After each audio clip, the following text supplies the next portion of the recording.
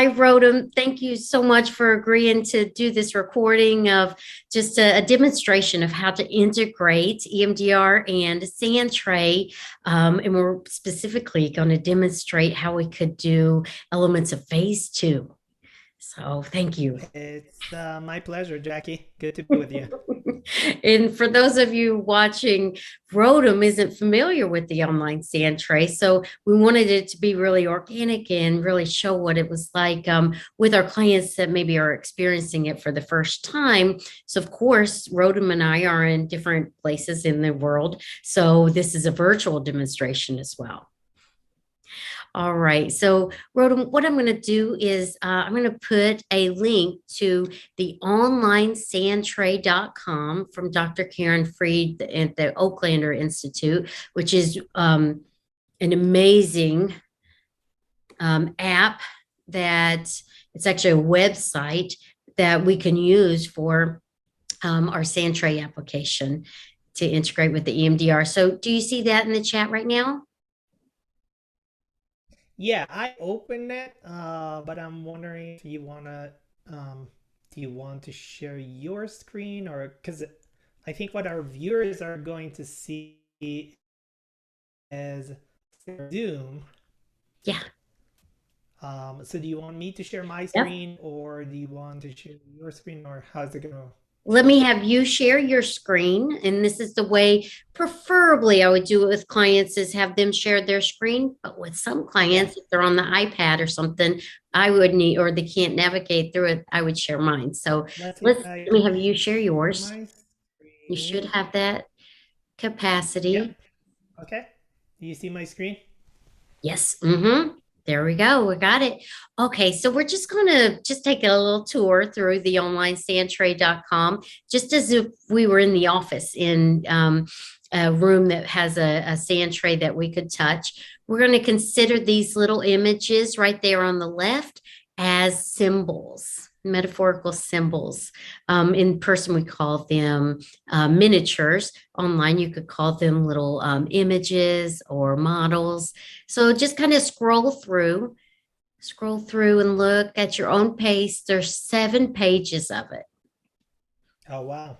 Yeah, just looking through. There's different themes. And I'm going to be quiet for a second while you just. Jackie, I think I'm gonna stay with page one. I'm the person gets overwhelmed by too many options. Um, Okay. Notice my that, wife Rotem. knows You that when we go you know to the yourself. store that I can't have too many options. So I think one page is enough for me. Okay. Notice that you know yourself and you have that self-awareness of 1 page is plenty enough for me. Let's just kind of let's tap in that self-awareness together. Let me have you just cross your fingers, your thumbs, and put your hand up here. And we're going to slowly do the butterfly tap to get together just to notice that you have that self-awareness. So slow tap that in and pause. All right, Rotem. What I'd like you to do is pick out one or more of the images and just click on them and put them in the sand, which is that middle area there, that represent a resource in your life, something that's helpful to you in some way. Hmm. And you can change the sizes, the little handles on the edge, make them small or big. You can duplicate it, you could flip Oh, it. Yeah. Oh, you're making it bigger. yeah. There, and that's right in the center. That you made it larger, and Okay. that's right in the center. Okay. And feel free to put more if you want, or you could stick with just that one.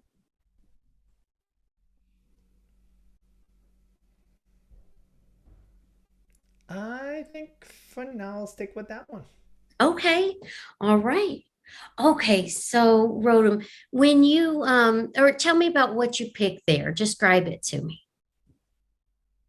Yeah, so as I chose a book, I love books. I love all kinds of books, fiction and nonfiction.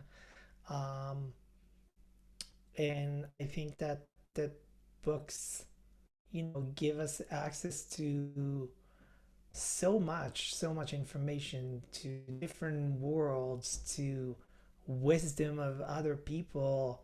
Um, I love reading books, just getting absorbed in reading a book, and as opposed to Facebook and Instagram and all these like quick snippets. I like the linear reading. I like deep, kind of get absorbed in it, and get absorbed in deep thoughts about what the author wants to teach me when I read a book. Ooh, even just hearing you describe that, Rodham, I felt like a sense of almost like a connection and a yearning, and all that what that image of that book represents to you is like going to places that you wouldn't go otherwise and expanding your knowledge and your experience. Oh, let me have you notice in your body, just thinking about that book and what it represents. What are you noticing in your body right now? Um, I'm noticing kind of expansion in my heart area. Yeah. So expansion in your heart area.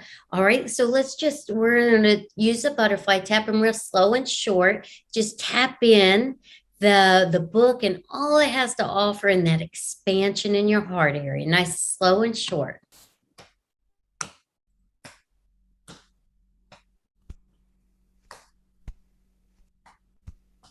And pause. Okay, so now what we're going to do is we're just going to slip into a little bit of phase one, how we could use this same application to do phase one in the sand tray. So, Rodham, before we do this, I just want to kind of normalize. This may feel a little strange. So I'm going to ask you, it's a projection. I learned it in the Oaklander model training, the Gestalt play therapy for kids, which is fascinating, such a wonderful training by Dr. Karen Freed, the one that actually, provides this online sand tray for free for us. So I would like you to just kind of introduce yourself as the book. Say, hi, I'm the book. Hi, I'm the book.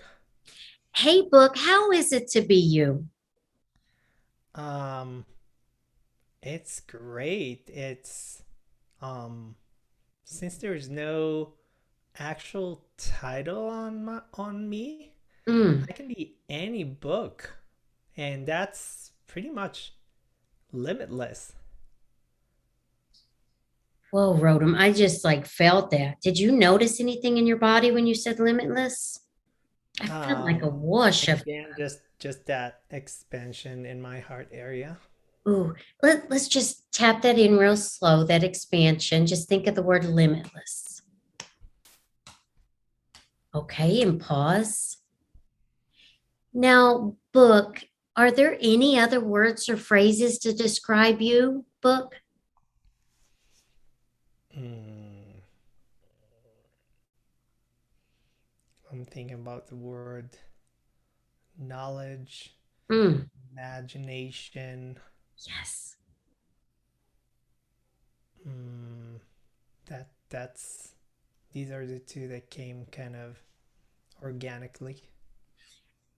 Rodham, do those words describe you? Limitless knowledge and imagination? Um, yeah, Ooh, I want to think that they do. oh, let's just tap that in. Limitless knowledge and imagination, real slow and short. And pause. Now, book. If you could say something, what would you say? Mm, I want Mm, I want people to know about all that information inside of me. whoa, I felt that too. Did you notice something? Ah, Rodham, does that describe you? I want people to know about the information inside of me.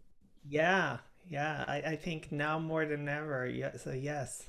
Oh, let's tap that in. I want people to know about the information inside of me. And pause.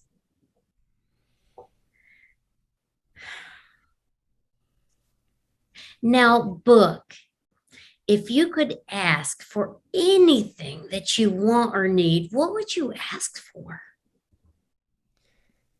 Um, I would ask for more the most amount of people to know about that information that I hold, that I have inside of me. I want people to open the book and to look inside. Gosh, I kind of like have tears welling up behind my eyes. What are you noticing in your body when you think about like, I want people to open it up and actually seek out the information that book Kind has of to offer? kind of notice flow kind of like in my whole front of my body, so my Mm, heart area and my core. yeah. Okay. So that flow and that whole heart area in your core, let's just tap that in. Just tap it in nice, slow, and short. And pause.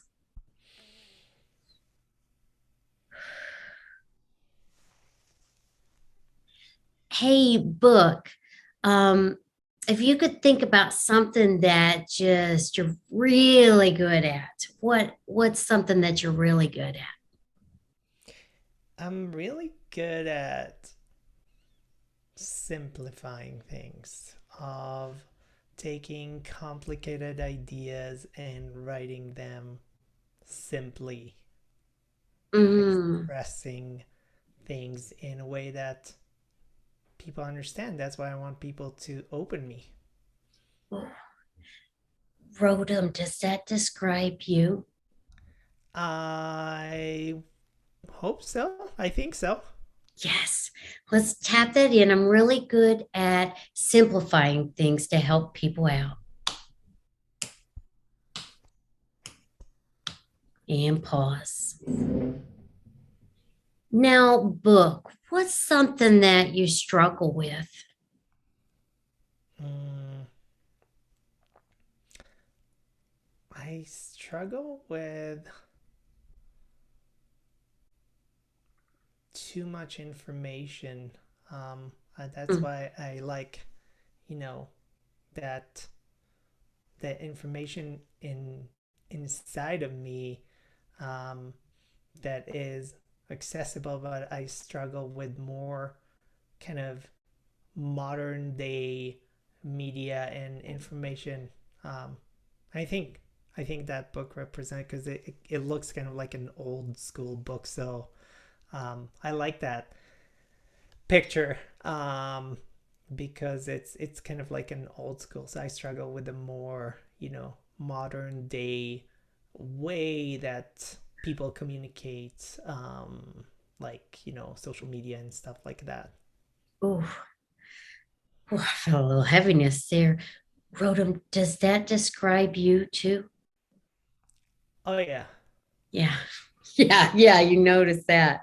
That's yeah, definitely something that's hard. Like there's things are more kind of convoluted and hard to find out what's really applicable these days. You can't just kind of grasp what you need. You got to sift through a lot of different stuff to get there. yeah. Now we're going to pause on the demonstration here. We did phase two, resourcing the positives of the book, which you named, which is important that as clinicians, I don't call it a book until you call it a book because Mm-hmm. for you, it may not be a book. So it needs to be whatever you identify it as. Those are some of the very basics of Sandtray therapy, which to do Sandtray therapy ethically, training is definitely, and EMDR therapy training is a must. Um, but then we looked at phase one. We used a little bit of that Gestalt play therapy from the Oaklander model to pull out the projection on the book and how the you is really comes to the surface, which I have to say, I've known you for a little bit now. In the way you described the book, I was, oh my gosh, that's Rotem. Now, I think about like as clinicians, and if I could have you just stop sharing your screen for a Yeah. minute. As clinicians, being able to get to know our clients in these early phases, phase one and phase two of EMDR therapy, is critical. But a lot of times people come to us, especially if they're experiencing complex trauma, there's so much that sometimes we need to delay our gathering of the history until we've done a lot of preparation work, because it can be very flooding. So, through the metaphorical representation of the sand tray, we can pull out so many strengths. That's what phase one has in it. One of the big goals is really look at the resources and look at potential targets. As we've seen with the book, there's the potential targets and potential resources to build on. So that's just the tip of the iceberg of how you can integrate EMDR into Sandtray. It can also provide that kind of, I think of it as like a safe psychological distance that helps people work on stuff that otherwise maybe might be intolerable. So I know when we're working with our clients, and this is especially true in trauma therapy, as EMDR therapists, we want to really convey as many cues of safety as possible. And having this kind of metaphorical representation sometimes feels a lot safer. And it gives us this platform to have this language around something that may not have language yet. It may represent something that's pre-verbal, or maybe something. I know just recently had a situation in my own family with a young child that experienced a car accident. He's so young, he's not going to have the cognitive memories, and there's a traumatic brain injury, but certainly in years to come, there's going to be some opportunity for some felt sense that doesn't have a cognitive piece to it. That's what the sand tray has to offer us. Now, sand tray therapy is fascinating. You can definitely do it in person with the sand tray, face to face. I love the co-regulation with it. But as you've seen, like with us, Rotem, we don't even need to be in the same room to have this co-regulation, this felt sense, like as you described that. Kind of like there's so much knowledge, it's hard to get what I need, or especially when you said that book doesn't have a title and imagine it. I felt it in my body. We had that experience, and I think about like as therapists pull out on the polyvagal theory, there's three levels of safety we need, like safe in our body, we need safe in our relationship, and in our environment. And I feel like this integration of EMDR and Sandtray really supports that in a big way. What was that like for Absolutely. you? Yeah, it was really interesting. I picked a book because I love books. You can see behind me that I like books and Yes, all those I books. read a lot. So it was kind of like natural for me to pick a book, and I kind of centered it and made it a little bit because it's a big part of my life. But as I started, as you started asking me questions, and then you asked me, does that describe you? You made me realize how I identify with with books, and how I knew before that books have a big part of my life, but it was a neat experience to see how I personally kind of see myself as a book, and how I relate to you know being a book, and how that limitless potential, the imagination, are things I'm taking from reading books. Yes. And gosh, knowing you, I know like your vast amount of knowledge that you provide to us in the EMDR community is incredible. And you have this yearning for knowledge too. I just I certainly, when you picked the book, I was like, that's Rotem. He picked a miniature to represent himself. But you were then able to project onto that all of these beautiful resources that when we meet with our clients, if we don't have a good amount of resources, we're really kind of at risk for more ab reactions as we proceed through phases 3 through 7. So, or especially phase 4, which ab reactions can come out at any time. Yeah. But I got to see a lot of your strengths in there. And Many times clients will pick out a whole sand tray full of stuff, not just one miniature. So you can Right. You kind of, know, as you're talking, Jackie, I was thinking about that too because I like to focus. So I don't like too many things. I think too many things would have been distractions from, the important thing that is in front of me. So if I thought about that unicorn looked really cute, and yeah. there are a few things that I was considering, but then I'm thinking about it now. I didn't think about it when I picked the book.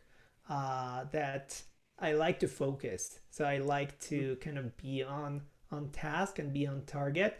That's why I don't like that. That's why probably I didn't pick like 17 other things. And knowing that, even the process, how very valuable that would be for us to go on through the therapy, noticing that Rotem does not like chaos. Not only does he not like chaos, he has some boundaries around chaos.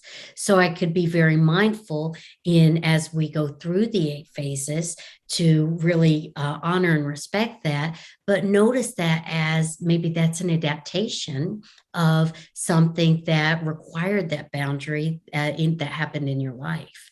So watching the process is so important. Many of my clients, I know one thing that a lot of people that experience trauma, they struggle with focus.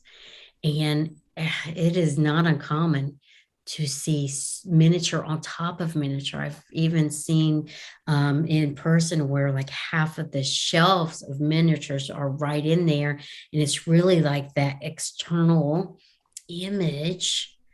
Which is, and EMDR has such great imagery component to it. Why Sandtray I think is such a good integration for it, but it's an external image of the internal. So Yeah, Jackie, I obviously I don't know as much about Sandtray as you do, and I learned from you, and I learned from Dr. Homeyer and Marshall Lyles in the interview that we had with them together. But as you're talking about the, clients with trauma putting, you know, things on top of each other, I'm yes, thinking almost about like a Rorschach yeah, image, that in Rorschach you're not only focusing on the image itself, but like on the process, right? Like what yes. is the client picking? Are they focusing on one thing in the middle instead of seeing big Mm-hmm. picture? So it's not just the, I guess, that the figures themselves, but how people place them, and if they're placed on top of each other, that might represent something. Am I Oh, right about that? abs 100%. I'm thinking like I'm having like a somatic experiencing now experience right now thinking about the many clients over the years that have experienced the death of a parent. A lot of stuff will be buried underneath the sand. And you will see it and you don't see the magnitude of what's in there, but it's underneath the sand. Or people that experience had a client that everything went outside of the sand tray, didn't go inside. So it was more of kind of that dissociation or depersonalization of what she was experiencing, or the importance of knowing that they put something in there, and if they put something on top of it, that could mean like protection or containment, all of that. And not naming it is important too. I mean, not even putting meaning to it.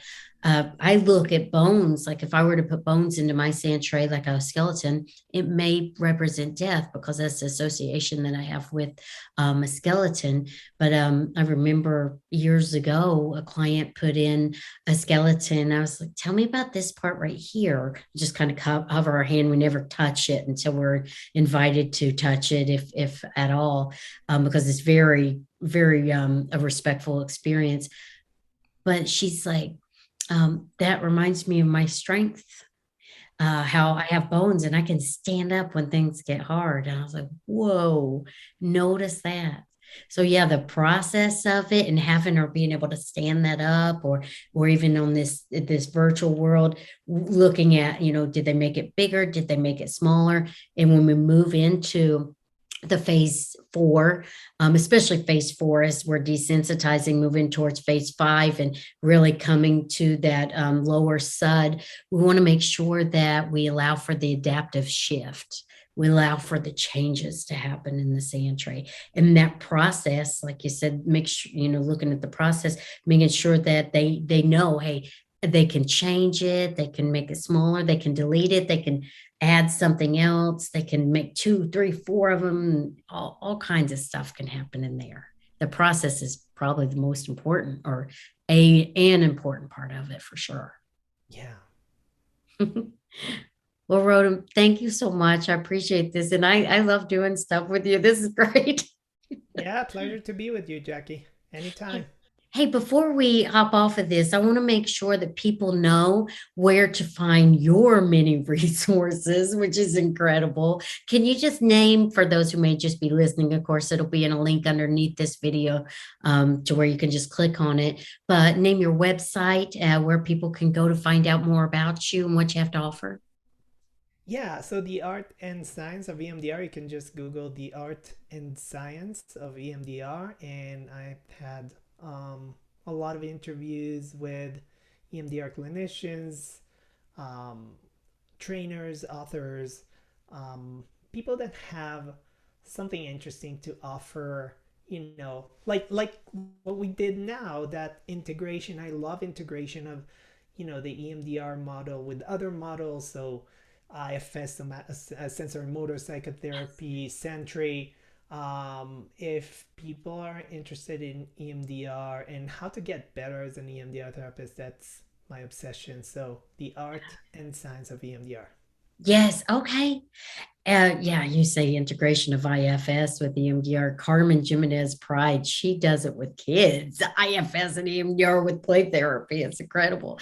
So on your site, you have like, even like Dr. Dobo talking about like the integration of like Jungian therapy and aerial swarms. Right. And there's some. This is such a great resource. It's just some really good stuff in there. Thank you for that. All right, it'll Thank be in you. a link right below this video. All right, take care. Catch you later.